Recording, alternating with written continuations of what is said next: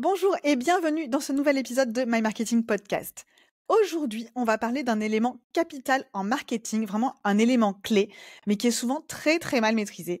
Je veux parler de la proposition de valeur. La proposition de valeur, c'est parfois un concept un petit peu nébuleux.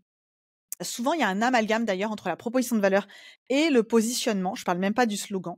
Donc, on va essayer d'apporter un petit peu de clarté à tout ça et ensuite, on va détailler comment construire une proposition de valeur impactante. Alors déjà, en ce qui concerne la différence, ce qu'il faut se dire, c'est que la proposition de valeur, c'est la promesse claire que votre produit ou votre service fait à vos clients. Donc, vraiment, la proposition de valeur, elle va se concentrer sur pourquoi vos clients doivent vous choisir votre entreprise ou votre offre plutôt que celle d'un concurrent. Donc, c'est vraiment leur donner les raisons pour lesquelles ils doivent vous choisir.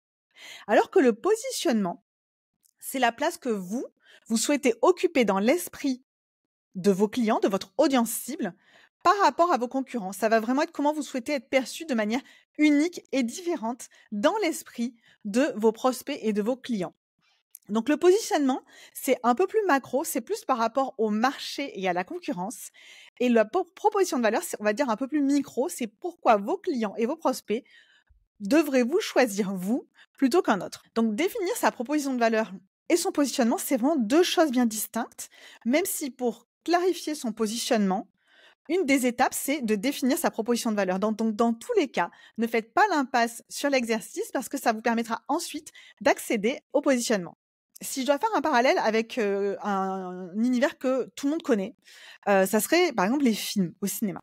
Le positionnement, ça serait le genre de film, le type de film que on regarde. Par exemple, dans l'univers du cinéma, des films, il y a la comédie, les drames, les thrillers, la science-fiction. Donc, ça va vraiment être le positionnement, c'est où vous vous situez par rapport à tout ça. Donc, vous pourriez être, par exemple, une comédie romantique pour les adolescents. Ça, c'est un positionnement. Alors que la proposition de valeur, si on devait faire un parallèle, ce serait plutôt la bande-annonce du film. C'est le pourquoi, parmi les comédies romantiques pour adolescents, on devrait choisir votre film, donc votre entreprise, plutôt qu'une autre sur le marché. Donc c'est la bande-annonce, c'est ce qui va donner envie à votre audience de venir vous voir, ou plutôt, pour le coup, de venir acheter vos produits et vos services. Donc j'espère que ce petit parallèle est clair et que comme ça vous permet de faire la différence entre les deux. Maintenant que c'est dit, à quoi ça sert la proposition de valeur? La proposition de valeur, pourquoi elle est cruciale? Elle est cruciale pour convaincre vos clients potentiels de choisir votre produit ou votre service, comme on l'a dit. Elle va être utilisée dès les premières interactions entre vous et vos prospects, ne serait-ce que sur la page d'accueil de votre site internet, peut-être même sur votre bandeau, la bannière de votre profil LinkedIn. En fait, elle va pouvoir se décliner sur tous vos supports. Elle permet vraiment de clarifier instantanément ce que vous offrez et pourquoi ça vaut la peine pour le client de venir chez vous. Donc, grâce à une proposition de valeur, vous allez pouvoir attirer l'attention de vos prospects qui vont se reconnaître dans cette proposition de valeur. L'idée, c'est qu'ils se disent « oui, ça, c'est pour moi ». Ça va être de les convaincre rapidement que vous êtes la meilleure solution pour eux.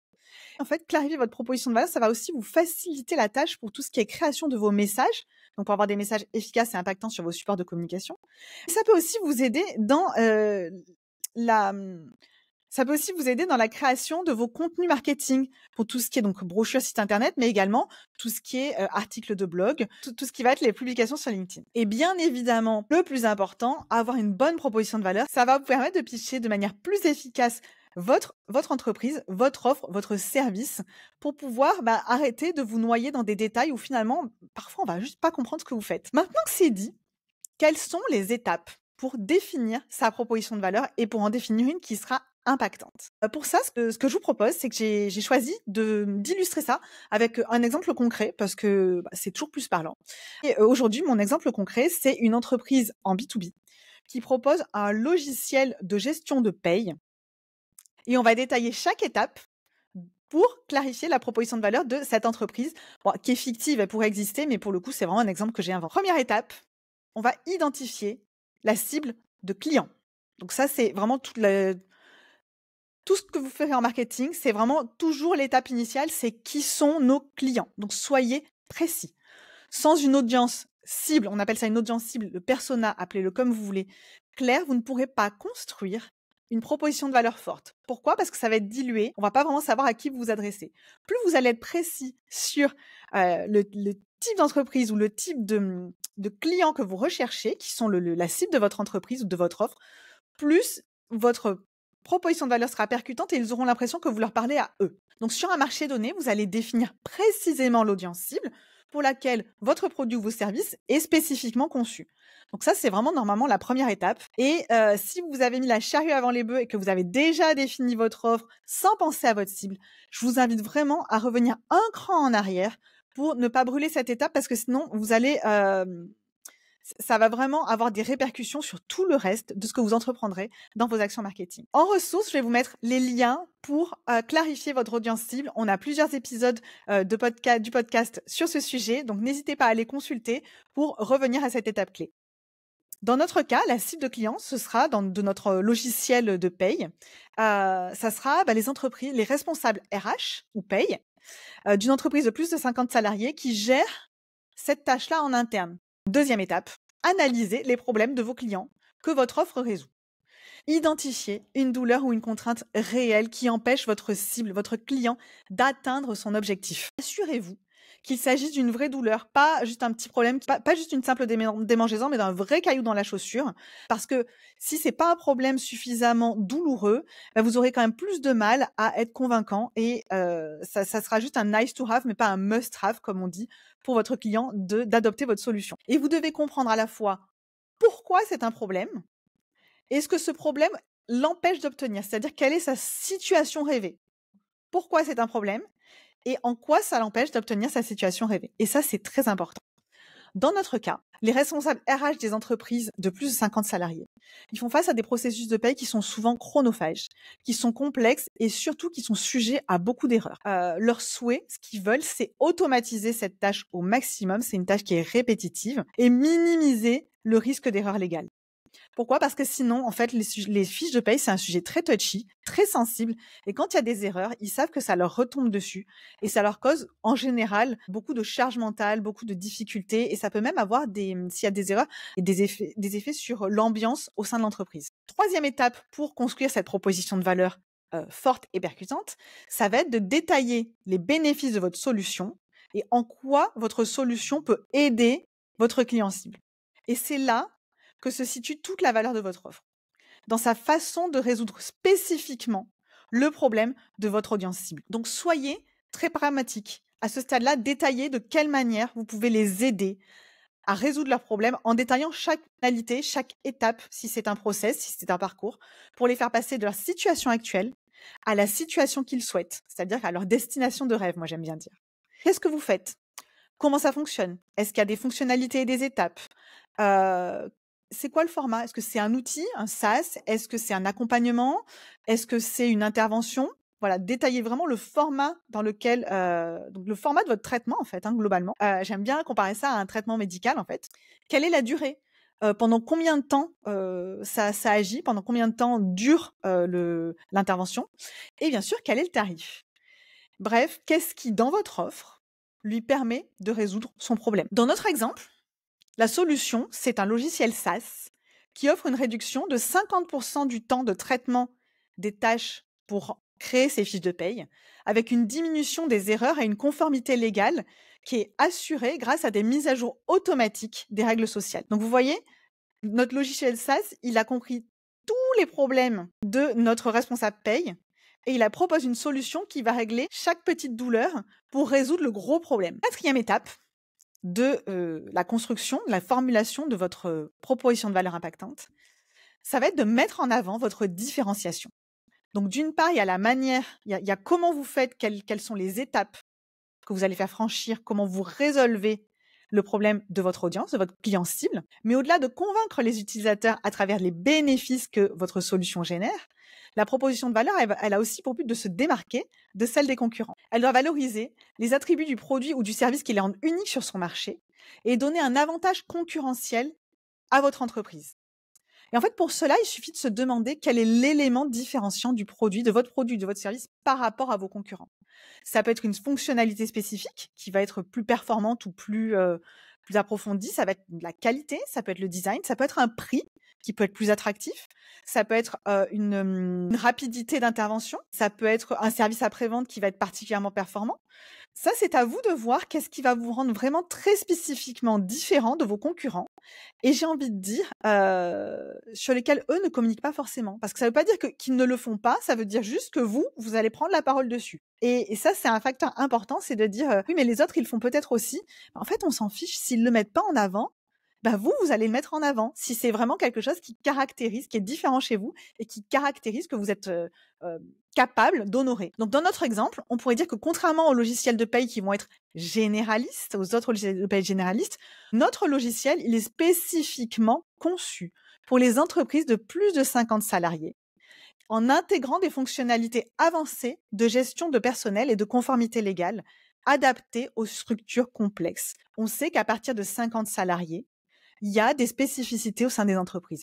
Et ce logiciel pourrait même aller plus loin en disant que c'est un logiciel spécifiquement conçu, par exemple, pour les entreprises du bâtiment ou pour les entreprises de la restauration. Donc là, on irait même un cran plus loin, mais ce serait déjà dans l'étape numéro 1 avec l'audience cible. 5e étape, une fois qu'on a fait tout ce travail, vous allez structurer votre proposition de valeur, c'est-à-dire que vous allez la formuler avec des mots, parce que là, on a quand même pas mal rédigé, on a beaucoup d'idées, mais il va falloir quand même la structurer pour pouvoir la formuler de manière très claire. Donc, pour ça, c'est peut-être très scolaire, mais il y a on va dire qu'il y a 2 types de formulations qu'on utilise régulièrement. Bon, la proposition de valeur classique, par exemple, vous allez reprendre chaque élément des étapes qu'on a vues précédemment. Donc, par exemple, client cible, qui a tel type de problème, notre produit ou service est donc là, vous détaillez la solution, qui offre un bénéfice clé et contrairement aux concurrents, notre élément de différenciation, c'est.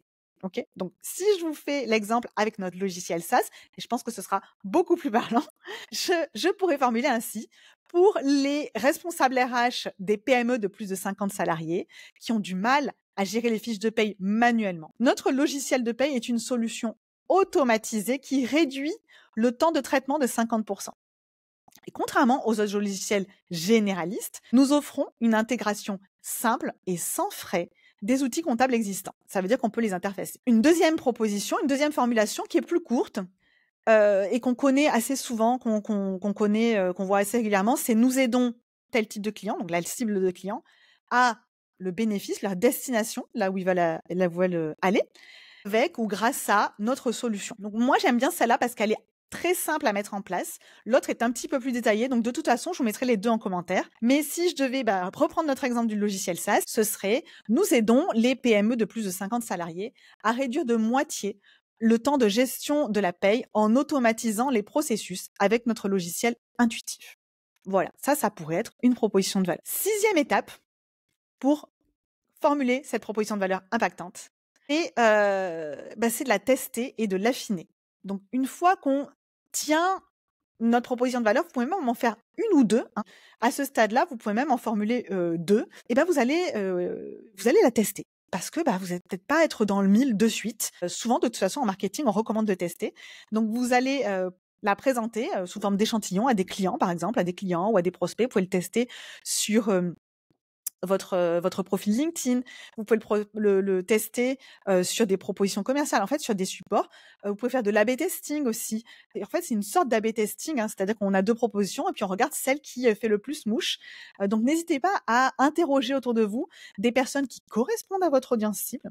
Il ne s'agit pas d'aller interroger votre petit cousin ou votre tante, à moins que ce soit vraiment l'audience cible, mais interroger des personnes autour de vous pour tester cette proposition de valeur, pour savoir, pour faire les ajustements nécessaires et pour que votre message soit d'autant plus percutant.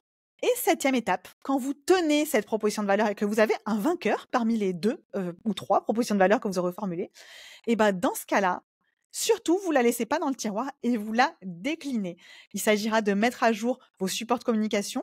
Déjà, vous la mettez sur votre site internet, vous la mettez sur votre profil LinkedIn, vous la déclinez aussi dans vos brochures, dans tous vos supports de communication, vous recréez un pitch détaillé, vous le mettez également sur votre proposition commerciale. L'idée, ça sera parfois même de l'alléger un petit peu parce que là, on a formulé la proposition dans sa totalité. Vous allez pouvoir même trouver des messages pour véhiculer cette proposition de valeur de façon un petit peu plus légère, mais toujours en gardant le fond, vraiment ce qui fait l'essence même de votre proposition de valeur. Et dans le cas de notre logiciel de gestion, on pourrait dire par exemple: gérer la paye de façon simple et conforme sans perte de temps. Et dans ce cas-là, vu que par exemple ça pourrait être sur notre site internet avec l'illustration du logiciel derrière, et ben on a un joli call to action, un joli bouton d'appel à l'action par la suite pour pouvoir convertir, générer de la demande ou tout simplement faire acheter notre client sur notre site internet. Voilà, j'espère que vous en savez un petit peu plus sur la proposition de valeur. J'espère que vous avez bien compris les 7 étapes et que vous allez pouvoir prendre la main pour construire votre proposition de valeur impactante. Si vous faites l'exercice, n'hésitez pas à venir poster, à venir publier votre proposition de valeur, que ce soit dans le post qui sera avec cet épisode ou sur la vidéo YouTube. Je serai ravie de lire vos propositions de valeur et d'y répondre. En attendant le prochain épisode, je vous dis à très bientôt.